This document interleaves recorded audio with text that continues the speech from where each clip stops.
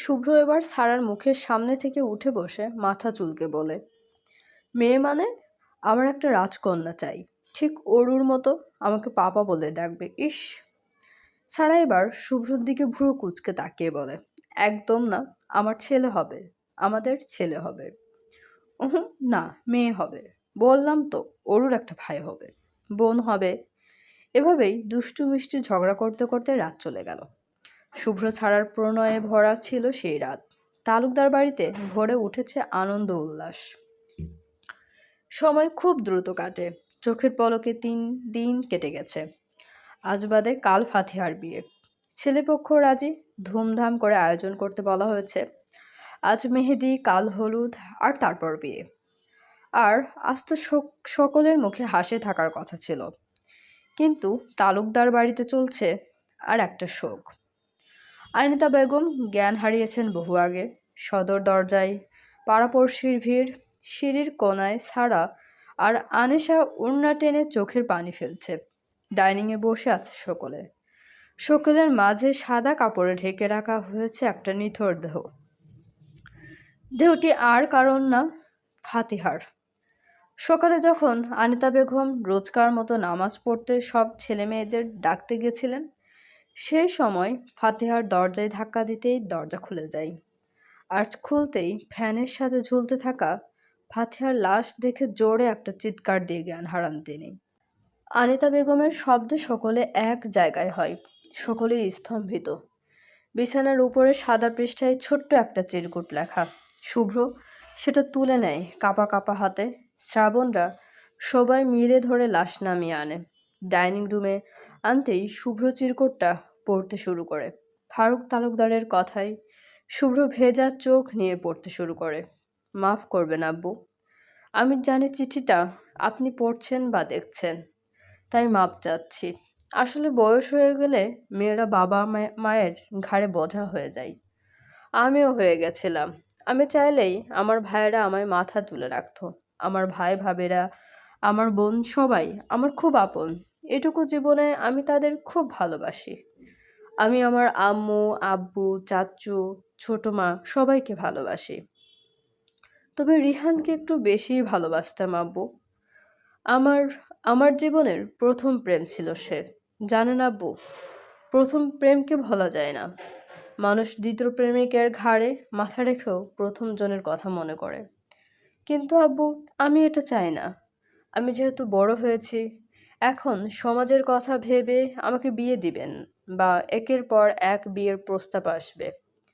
আব্বু, আপনি মান সম্মানের ভয়ে জড়ো করবেন, আমিও রাজি হব। তবে আমার ওয়াদা ভঙ্গ হবে। রিহান মানুষটা খারাপ হলেও আমি ভালোবেসেছিলাম পবিত্র রিহানকে। আর বলেছিলাম, যদি কখনো স্বামী হিসেবে কাউকে মানি, তবে তাকেই মানব। এই দুনিয়ার জীবনের ওর সাথে আমার শেষ দেখা ওপারে তো আর হবে না। জানেন আব্বু, গড়াও যদি 70 বছর হয়, তবে ওকে ছাড়া আমাকে আরো 50 বছর কাটাতে হবে। আমি পারবো না আব্বু। আমি পবিত্র রেহানকে ভালোবেসেছি, আর অপবিত্র রেহানকে নিজ থেকে মেরেছি। আমাকে মাফ করবেন। আমি ওকে সত্যিই ভালোবাসি। আমার গল্প না হয় অসমাপ্তই থাক। আমার পরিবারের সকলে আমাকে মাফ করবে। আমি কেমন ছিলাম জানি না, তাও কষ্ট পেলে মাফ করবেন। আমার আম্মুকে সবাই সামলিও। আমাকে উনি খুব ভালোবাসে। ইতি পরিবারের অবাধ্য অপদার্থ ফাতিহা তালুকদার।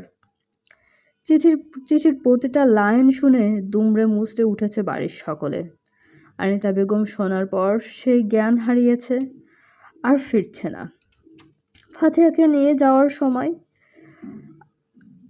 তখন জ্ঞান ফিরেছে। কবরস্থানে নতুন একটা কবর হয়েছে ফাতিহার। তার কিছুটা দূরেই একটা কিছুটা পুরনো কবর। সেটা হয়তো রিহানের।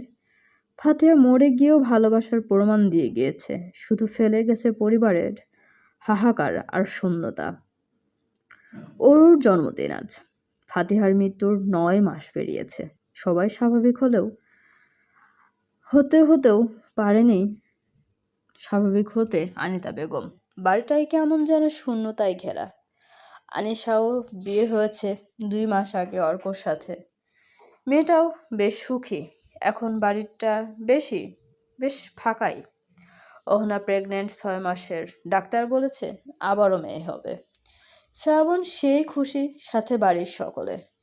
বাড়িতে এখন সারাদিন অন্তু, অরূপ, ছাড়া কথা শোনা যায়।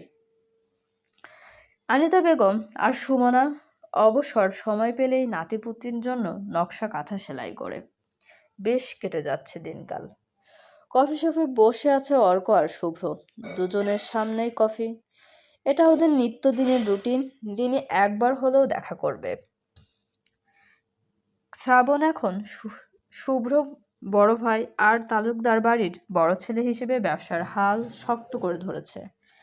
ফারুক তালুকদার আর আনিস তালুকদার নামমাত্র আছেন, শুধু দেখাশোনা করে যা, এই আর কি। বাকিটুকু দুই ছেলেই সামলায়, কারণ তারাই ভবিষ্যৎ। কফিতে চুমুক দিতে দিতে অর্ক শুভ্রর দিকে তাকিয়ে বলল, দোস্ত শোন।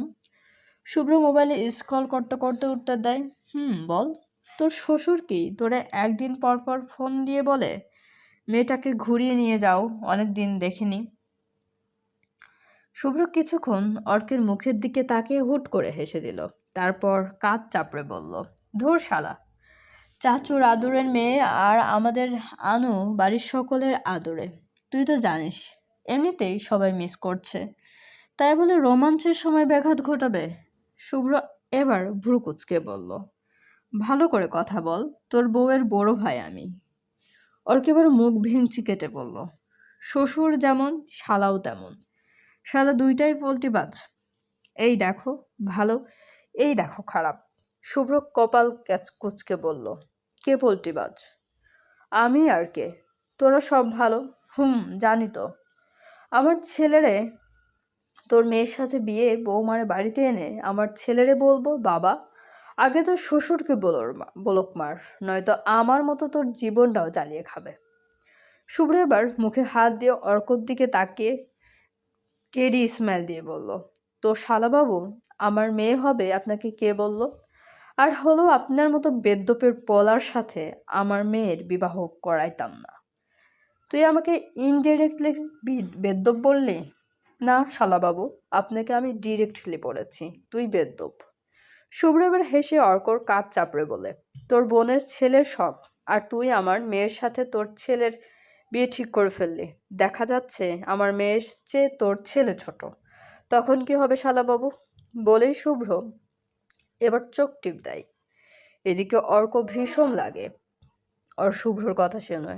অর্ক নিজেকে ঠিক করে বলে, সমস্যা নেই, ইসলামের বড় মেয়েকে বিবাহ করা যায়, আমি জোর করে হলেও বিয়ে দিয়ে ছাড়বো। আসছে আমার মেয়ের শ্বশুর, মেনে নিলি তাইলে, দূর হ। কফি খাওয়া শেষ করে বেরিয়ে গেল দুজন কফি শপ থেকে। অর্ক অর্ক আর শুভ্র এখন দুজনে একে অপরের শালাদুলো ভাই, উল্টালেও যা, পাল্টালেও তাই। কিন্তু সব থেকে বড় কথা, তারা বেস্ট ফ্রেন্ড, আর এই সম্পর্ক অনন্তকালের, কখনো না ভাঙ্গুক। সারা জীবন এভাবে হাসি ঠাট্টার ভিতরে তাদের জীবন এগিয়ে যাক, চলবে। গল্পটি আপনাদের কেমন লাগছে অবশ্যই কমেন্ট করে জানাতে ভুলবেন না, এবং চ্যানেলটি সাবস্ক্রাইব করে আমাদের সঙ্গে থাকুন। অনেক ধন্যবাদ আমাদের চ্যানেলের সঙ্গে থাকার জন্য।